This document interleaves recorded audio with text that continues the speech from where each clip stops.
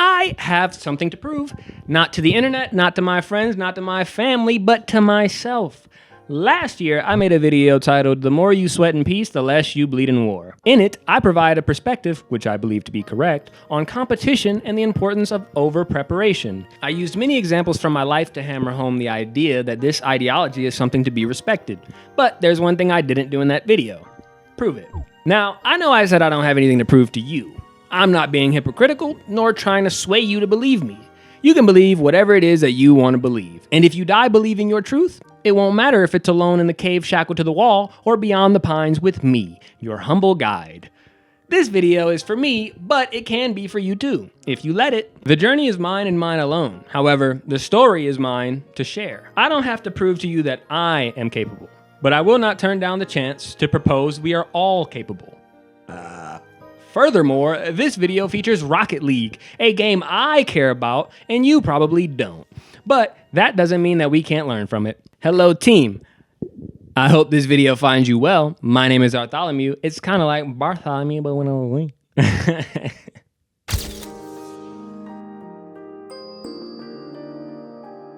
Little Bartholomew was 12 years old. He had mostly spent time gaming with his cousins and at his grandparents' house, and on occasion been fortunate enough to experience what it's like to be called a slur in a Halo 3 lobby at the age of 8. Should little Bartholomew have been in the Halo 3 lobby with grown men on a school night at 10 p.m.? No. Did it dishearten little Bartholomew to know that people are hateful? Yes. But little Bartholomew did not mind. All he wanted to do was immerse himself in the worlds unlike the reality that he knew. Was it because the real world was scary? Was there something to run from? Not really. I think he enjoyed being along for the ride.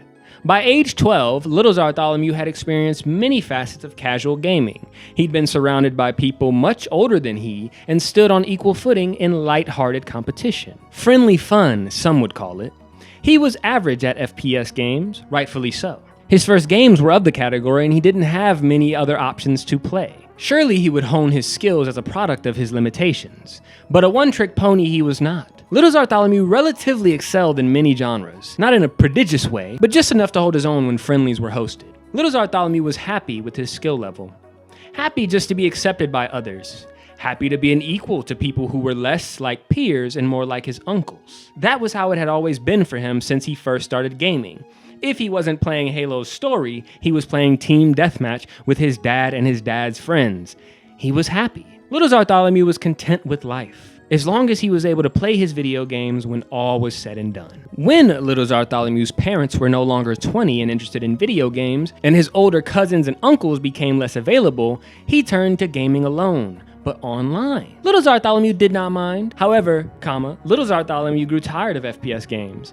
Maybe Modern Warfare 3 wasn't good. Maybe he was subconsciously biding his time with titles that just weren't her. Little Bartholomew may have had an affinity with FPS, but he wasn't opposed to branching out. In an FPS, especially Halo, he was often unbeatable, but he wasn't very good at fighting games. He did not have enough experience playing them to be as consistent as he was in FPS. Not only did he not play them often, but he avoided playing them unless there was someone to play against. Until one fateful day, Mortal Kombat 9 had come out that year. He hadn't gotten to play it as much with the rapid decline of people to play with, so he set his sights on playing against people over the internet. He had fared better than the average person in the household for many years. How much more different could online Mortal Kombat be? He thought. If I told you what happened to little Bartholomew in that lobby that day, this video would no longer be suitable for all ages. But I will say this. That day, little Bartholomew minded. A lot. That day, with tears in his eyes, he pressed the power button on his Xbox 360, never to touch Mortal Kombat 9 online play ever again. Little Bartholomew chose to give up. Now, this isn't the first time I've ever lost in a game, but it was humble in the most brutal way possible. It made me see the world different, and I'm not kidding. I've lost before. I knew what defeat tasted like. I knew there could always be a bigger fish. What I did not know is that the fish could be the size of the universe, care so little about me, and violate me as a warm-up. You know what? I'll give you a little teaser of what happened in that lobby. Sure. Have you ever not been able to play the game at all while you can still breathe and blood still runs through your veins? Have you ever been carried from one side of the screen to the other without touching the ground? Without landing a single hit on your opponent? Unable to fathom any reason as to why you are unable to fight back? All the while, your controller is plugged in, and you know that your buttons work because you just use them in the menus. You know you're playing the game because your name is in the top right. You pay for Xbox Live, and yet you are currently watching the character in which you are supposedly controlling being tossed around and put into positions you never thought possible in an M-rated game? The difference in skill couldn't be more clear, yet you are too ignorant to comprehend what is happening before you. Have you ever truly lost that way? Leave your comments down below. Thank you. I learned a few things that day. 1, I'm good, but not good enough. And 2, I hate losing. I will remember that day until I die. Trauma it may be, though fuel it became. The people I had been playing against up until that point, for lack of a better term, sucked. Either that or they were holding back. That's what it felt like at the time. Who can say what the truth is? Doesn't matter. I had been in an echo chamber of sorts, at least when it came to fighting games. Again, I was actually good at FPS. Or was I? You see, this loss didn't only shatter my fighting game ego. It made me question my reality. Because on Halo, I often played in a team, cooperating with others to achieve some objectives. I rarely ever played free-for-all. So it made me wonder, am I good or am I getting carried?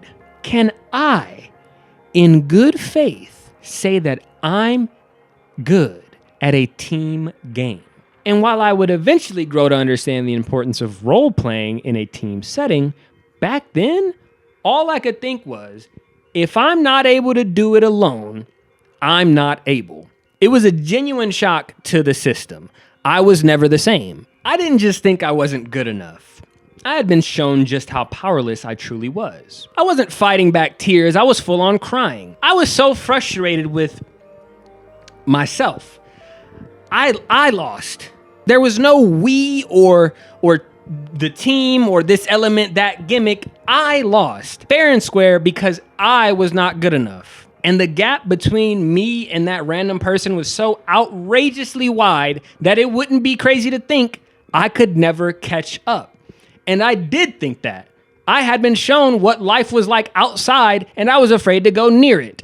So afraid that I gave up on Mortal Kombat 9 and stuck to what I knew. But if you recall my video, The More You Sweat in Peace, The Less You Bleed in War, this event happened before I was physically put through hell. I got pieced up, fried, died, and laid to the side before I understood what it meant to practice. I was cursed with things being easy for me until it wasn't easy. In that moment, I had been shown the difference between me and that online opponent. And 1 year later, I was shown how powerful I can become if I put the work in. Early into one of the recent Rocket League seasons, I decided I would try my hand at getting back to my peak rank. And shortly after, I developed Twitch Chat Quick Chat, which I would promote more heavily if Bakkesmod wasn't cooked for online play at the time of me writing this script. Please send help. Everything I touch dies. I figured, well, I've been there before.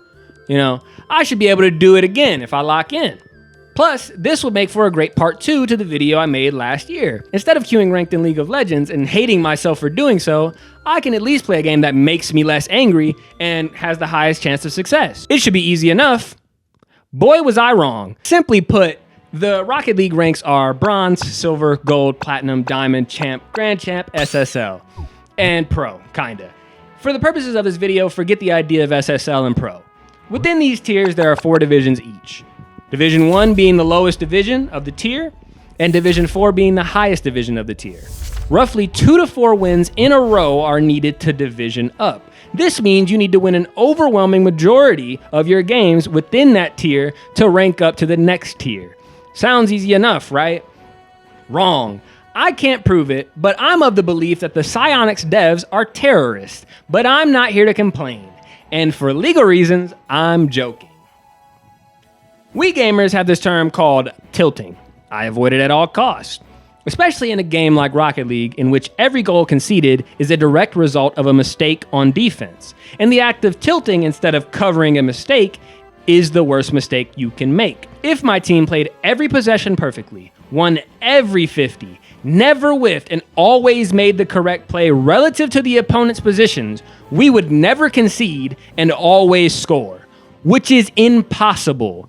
I had to accept that fact, which led me to Stoicism. Stoicism, for the uninformed, is a philosophical concept, blah, blah, blah, go read a book. Basically, I have no control over the action, but I can control how I react to it. No one can play perfect forever. No amount of deliberate practice, repetitions, discipline, or game sense can save you from something that is outside of your control. Competitive games force you to make a choice. Either you blame the world and give up, or you lock the heck in and forgive your teammates for being human. Unless they're doing it on purpose, then in that case, wish the worst. The point is, just because I, from my point of view, care more, practice more, play better, decide faster, and move smarter in the game, that does not mean I am incapable of imperfection. And when I witness my teammates' mistakes, I have to forgive and forget right then and there. Because if I don't, I'm basically telling myself, I am God, and these humans on my team sharing the same rank as me are beneath me. Extreme? Yes.